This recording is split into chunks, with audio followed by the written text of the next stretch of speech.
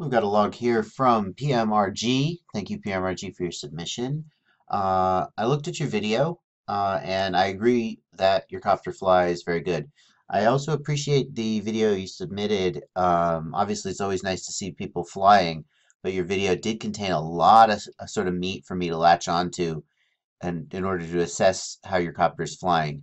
There's a bunch of rolls, a bunch of flips, a lot of hard turns, a lot of accelerating, moving the throttle.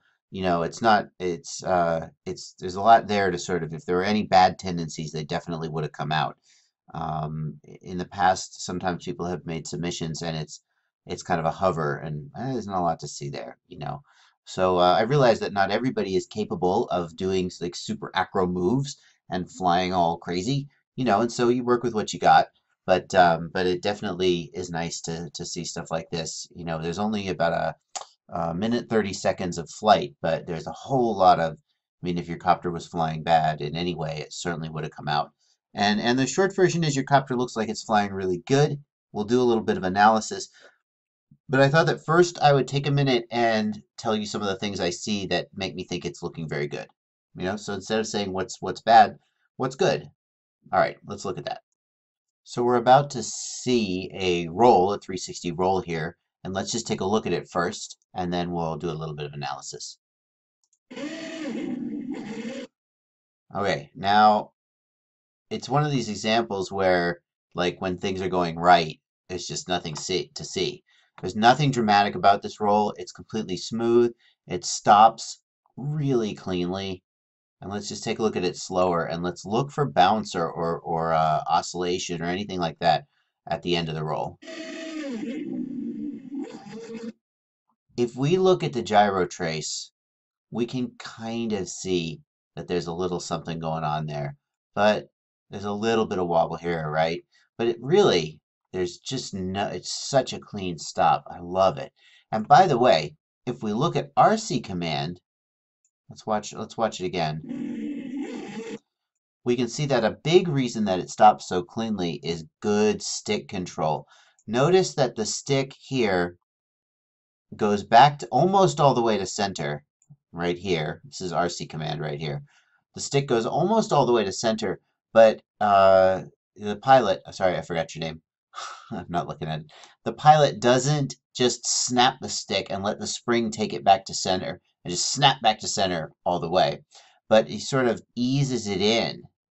And if you have a good tune, honestly, you don't actually have to think about that too much, especially on the roll axis. On the pitch axis, a little more. You have to, as a pilot, be a little more active with the stick to keep the copter from bouncing on a flip, and that just has to with mini quads, right? Not with an X quad where the stuff is all perfectly centered on the X and the Y axes. But with a mini quad, an H quad, or anything like that, a blackout, whatever. Usually the weight is more spread out along front to back and more centralized left to right. So what that means is that it has more momentum, more inertia when doing flips versus doing rolls. So it's usually the case that you can tune rolls so that you don't have to do too much work as a pilot to get them to be really clean. But with flips, you have to do a little more. But still, there's no reason not to, not to cultivate good habits. And we can see here that the pilot just eases the stick back to center at the very end.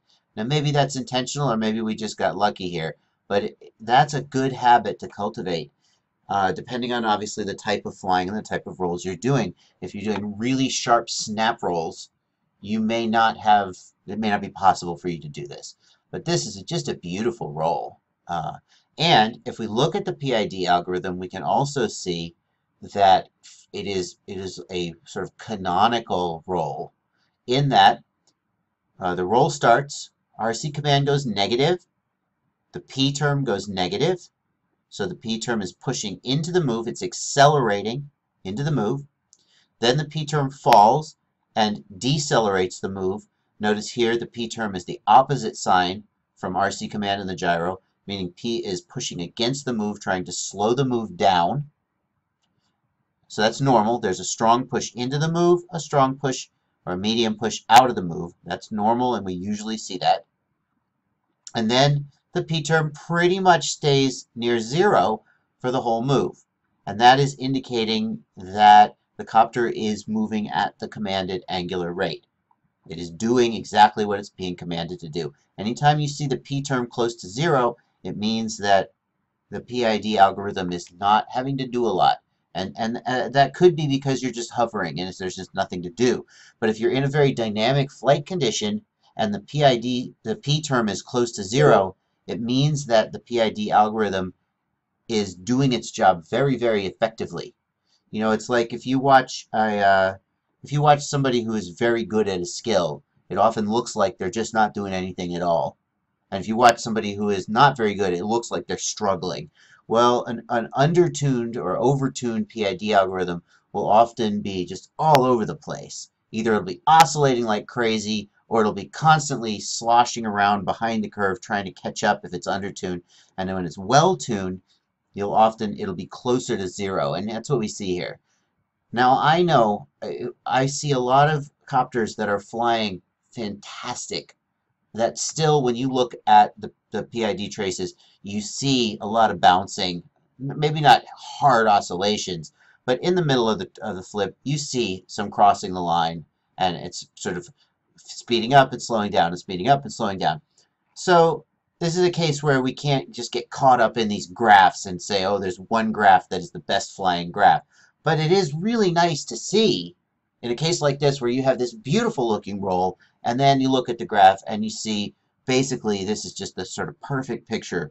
If you see this graph, you can be really sure that the copter is tuned pretty well on the roll axis. If you don't see this graph, the copter still may be tuned pretty well. You know, you're not lucky enough to catch this break. But when we see this, hard push in, hard push out, very close to 0 on the P term, very close to 0, the D term, very close to 0, beautiful. And then hard push out, hard push in, that's the end of the move. And then a little bit of ringing at the end of the move. And not too much, though. We see that, again, largely because of the good stick control. The move is very smooth and crisp at the end. Okay, so beautiful. That suggests to me, because if you had too high P gain, then what we might see here would be a hard push into the move, a hard push out, a hard push in, a hard push out, hard push in, hard push out, and it would continue to oscillate. It might go ba ba ba. You know, we might see 1, 2, 3 here at the beginning. I can't move my mouse that fast. So, you know, but we don't see that. And so that suggests that probably P is about right on the roll axis. It's not too high. And in fact, if P was too low, we wouldn't see this either. The fact that I'm not sure exactly how to describe what we would see. I'm not going to try and make that up on the spur of the moment. But the fact that we quickly achieve the targeted angular rate. So here's the beginning of the move. That is 13.6 seconds. And here's where we get to approximately 0 P term. That's 13.9. So in about 300 milliseconds, or 3/10 of a second, we achieve the targeted angular rate, and now we're just coasting. Okay? That's great. If the P term were undertuned, if it were too low, we would never sort of get there. Right? Maybe that's the right thing to say. If we would push into the move, and we'd constantly be pushing into the move, the P term would go negative, and it would kind of stay negative, and then maybe it would go positive. Oh, we finally got to the angular rate we were supposed to be getting. Oh no, the move is ending, slow down. And the P term would just be constantly behind a curve, never quite getting the error down to 0 where we want to see it. So this is a good indication that you're looking pretty good on your roll axis at least. Let's see if we can find a flip and see how good your flip looks. All right, I found a flip. Let's have a look at it. We'll watch it at 50% speed.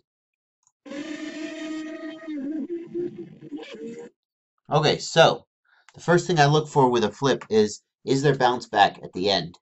And yes, there's a tiny bit of bounce back at the end. Frankly, it's very small. If we were watching it at full speed, we would barely see it. And frankly, it's almost always the case that H quads or the typical sort of H quad layout. It's almost always the case that they have some bounce back at the end of flips, like I said. So I'm not going to call that a criticism of the tune. let's take a look at what the PID is doing during the flip. The move begins, RC command goes positive, P term goes positive, pushing into the move, accelerating the move. Now, P term goes negative, trying to slow the move down.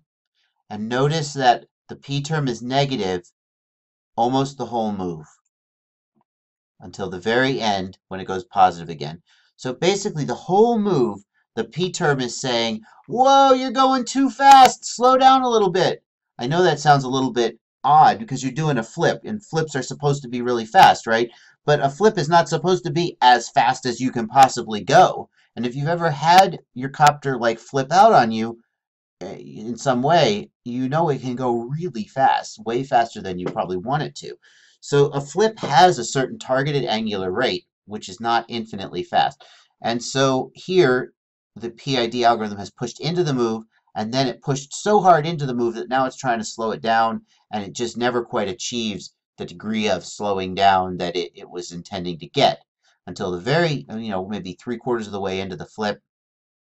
Then it gets there because we see that it crosses the axis again. Now it's pushing into the move again. I say that because the P term is on the same side of the axis as the gyro and RC command. So now it's trying to accelerate the move again. Oh, but wait, no, sorry, it's time to end the move. Sorry, nope, slow down. Oh, we just got where we needed to be, and now we got to slow down some more. And now speed up. Oh my goodness. And now speed up a little more. Now here we're pushing the opposite direction, pushing into the move again because the copter is bouncing back, but it's supposed to be sitting still. And so here the P term is fighting the bounce back, which is in fact the right thing to be doing, except wouldn't it be better if we didn't quite bounce in the first place? So the biggest thing that stands out about this to me is that your P term is negative for so much of this flip. And I would rather see it either close to the axis or maybe crossing the axis 1 or 2 times. But the fact that it never gets back to the axis and is constantly trying to correct without ever, if the P term gets back to the axis, that means that error got to 0.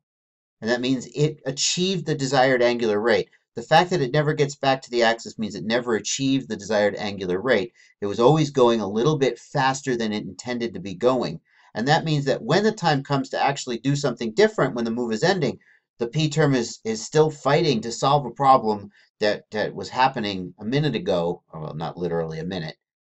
And now we've moved on, and the P term is like, whoa, got one, just drops all the balls, right?